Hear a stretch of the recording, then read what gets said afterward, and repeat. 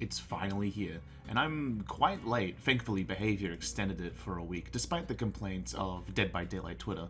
However, I won't beat around the bush. 2v8 is a really fun game mode. It's probably the only time I've seen the community come together and just play the janky mess that Dead by Daylight can be sometimes, especially with the previous update, basically breaking down the game at a fundamental level, like leaving a match means one less gen. Like, how is that humanly possible? And then after that patch, just not loading half of Autohaven sometimes. So what a perfect time to bring 2v8 now, right? Joking aside, there's not too much to talk about here, so let's just get into the video. But first, two things. One, I hit my first Prestige 100. And second, Lara Croft mid-chapter speedrun, let's go. She's based off the reboot Lara. She has the old Lara skin, but she isn't a polygon, so boo. She has voices, they're alright, better than nothing I guess. Hardened is niche, finesse is strong, and specialist is just silly. Generators were broken, but now they're fixed. Perks, reworked, are pretty alright. Night reworks, don't play them. Singularity feels much better. Map variants fuck with my head. Overall, one of the chapters of all time. Okay, now let's talk about 2v8. This event is basically a completely new game mode. The best way to sum it up is... This is getting out of hand. Now there are two of them. Two killers must work together to take down 8 survivors, while the survivors must complete 8 generators and escape out of the free exit gates, or if there's 2 survivors left, the free hatches around the map. Each survivor, instead of hook states, have cage states, which works like Pyramid Head's cages and will teleport when the killer is near, since it would be way too easy to camp in this game mode. This has already started people asking Behavior for it to be in the base game instead of hooks, but that's a separate discussion. Survivors get 4 different classes to pick, and will be explained in the survivor section, while each killer gets their own support power and a boost to their own main power. Work with your teammates and escape/kill together, or die/fail the entity. It's up to you and your friend, or random people, I don't judge. Each of the 5 maps have increased, however there was a bug day 1 that could send you to the normal Macmillan, making it almost impossible to win if one of the killers is Trapper and Smart. But with that all being said, let's get into the deeper mechanics, starting with Survivor. Survivor gameplay is what it usually is, as a team, but now double. You work together to complete 8 generators while trying to survive against 2 evil killers, but there's a twist. Instead of perks, this game mode has a class system. There are 4 possible classes to choose from. However, keep in mind that each class is limited to a maximum of 4 people using it. Each class has a team skill, aura skill, and an innate skill. Guide is the gen jockey build for those evil gen rushers and Dwight Locker hiders. This gives you everything you would need to be a good worker. The team skill lets you tell your team where you are, plus where the generator is. A very nice ability, especially when you have a friend who gets lost because they have 10 hours, Geordie. Friend bashing aside, the aura ability is like Visionary. It shows generators in a 16-meter radius. At least this perk doesn't also remove the ability to see them when a generator is completed. But hey, they need to balance a meta perk. And the innate ability gives survivors an 8-meter radius, 3% bonus progress for great skill checks. So for the true gen jockeys who've mastered the brand new part skill checks. Oh, and 50% less repair noises, but killers have aura readings, so it's kind of a moot point because why wouldn't you kick a generator regardless of noise? And the final perk is shared with everyone, but it works like self-care and is unlocked on the final cage state. But with the added bonus of 25% of the progress that you complete, you get borrowed time, like effect, which if you're getting tunneled somehow, that's nice. Chaser is, well, for chasers. It comes with sprint bursts for you and your teammates, which stacks, so theoretically you could go 600% faster if all 4 chasers were together, which I never was able to do, but it's a concept that is genuinely funny. Aura skill is Windows, which I can't live without because I'm a mid-ad survivor and the innate ability is just made for this, before the nerf, and it reminds me just how broken 3% really is. This is the strongest class in my opinion for people who are playing by themselves. Medic is the support class and the weakest of the 4. The team ability is pretty nice. Survivors in a 3 meter radius get a 25% bonus on healing others. The aura reading skill is empathy, showing survivors in 128 meters around you, and your innate skill is boost your own healing by 35%. In the base game, I can't live out medkits, so this class would be a no-brainer, but it's just too weak. What changes I would give it is you have both empathy and empathetic connection on your aura reading. The amount of time you waste going to someone injured when you have them come to you wastes time overall. I also think the medic's base heal should be 40 or even 50%. And even then, I really doubt I'd consider it being top tier, because the others are just that solid in comparison. And the final class is Scout, and it's the strongest with comms. Have 2 of these and you'll likely have information on the killer at all times. If you have line of sight with the killer at least 64 meters, you can reveal them to your team. You may not be able to see them yourself, but the second teammate with Scout will make that guaranteed. The auto skill is just Alert, which is an underrated perk in my opinion, but the funniest thing is, I don't get why breakable walls are in the description when there are none in 2v8. The innate skill is a weaker Iron Will and Urban Evasion, so every near main you've ever known will be playing this class guaranteed. Overall, it's quite basic and somewhat unbalanced. Like, Chaser is objectively the best class against almost the entire roster, and Medic needs some changes as well, but I think for a first attempt, I'll give Behavior some props. First time in a while I've actually enjoyed playing Survivor. However, I think that the Survivor classes could possibly be fleshed out, rather than making new ones that people might want. For example, giving the Chaser class other exhaustion perks. Maybe instead of Sprint Burst, every Survivor in a 32 radius vault 10% faster, which doesn't stack with the other Chasers, and when you vault yourself, you get life with the same 20-second cooldown.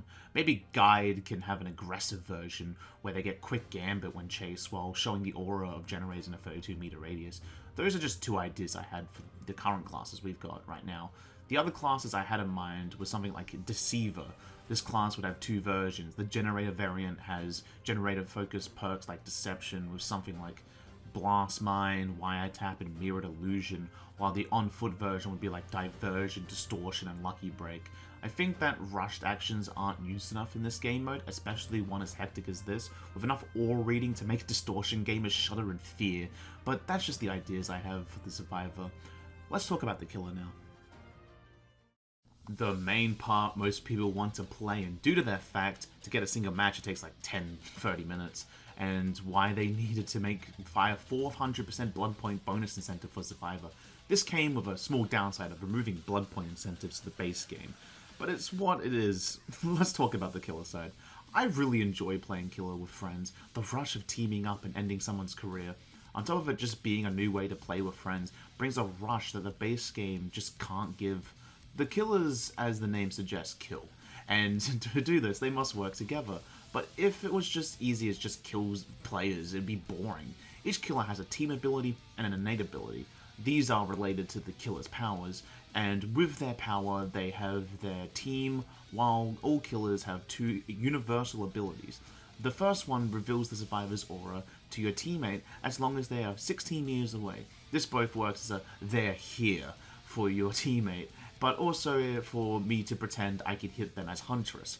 The other is Call of Brine and Nowhere to Hide in 1 power. It's incredibly strong, but it balances out just how fast survivors can do gens in this game mode. But it also feels like a reminder why Call of Brine needed to be nerfed in regular 1v4.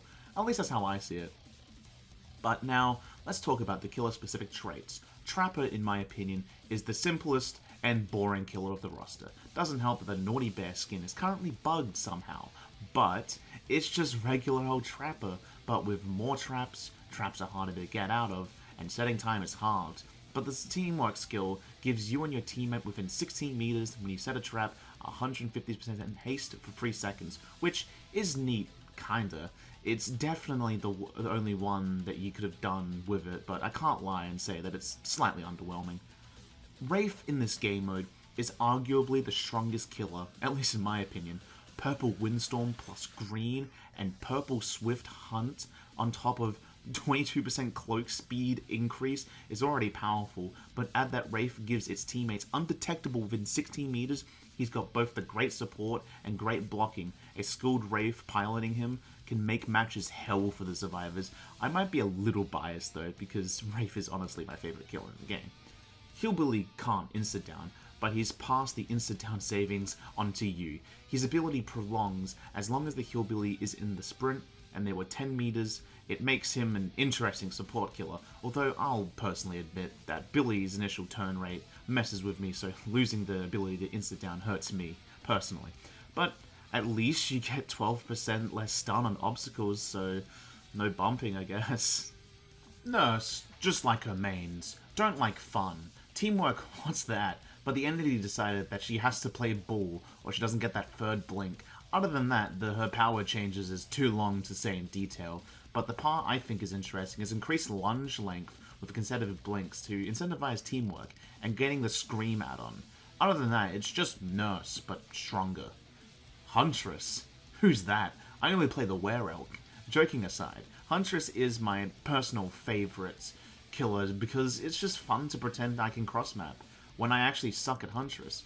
Her team skill is upon hitting the purple aura reading add-on for 5 seconds, while her base kit is just made just that little bit easier to traverse. 3 extra hatchets, increased movement speed when you run out, decreased reload time, decreased cooldown between hatchets, and increased movement speed when winded up. A lot of people joke that 2v8 is just Huntress hatchet practice, but for me, it honestly was, and I had a lot of fun doing it. I can't overstate just how much fun I had playing Killer in this game mode, and I know it's the same for everyone else. There's a reason why the queue for them is so bad right now, but when you get into that match and get your chance, it's worth every second. Also, it helps that I get to catch up on One Piece with my friends. We're currently on Thriller Bark, if you're interested. Now, this would normally be the part where I would talk about Wraith, but I went through what I wanted to say for him for the most part, so instead I want to talk about a few killers that I'd love to see added to this game mode, and how I would balance them to be fair and scary to face. I won't say any licensed killers, as I'm not too sure on the allowances they have on them, at least for changing killer powers. Oni is the one I really want to be added. I think that he could have his Eerie as base kit, and work for his teammate. This will want survivors to prioritize healing, or else the killer will have aura reading, blood puddles all over the map, and make it harder for the Oni to obtain his power. But speaking of his power, I think it would need to be balanced like Hillbilly, making him unable to instantly down survivors. In return, it would last longer and be faster.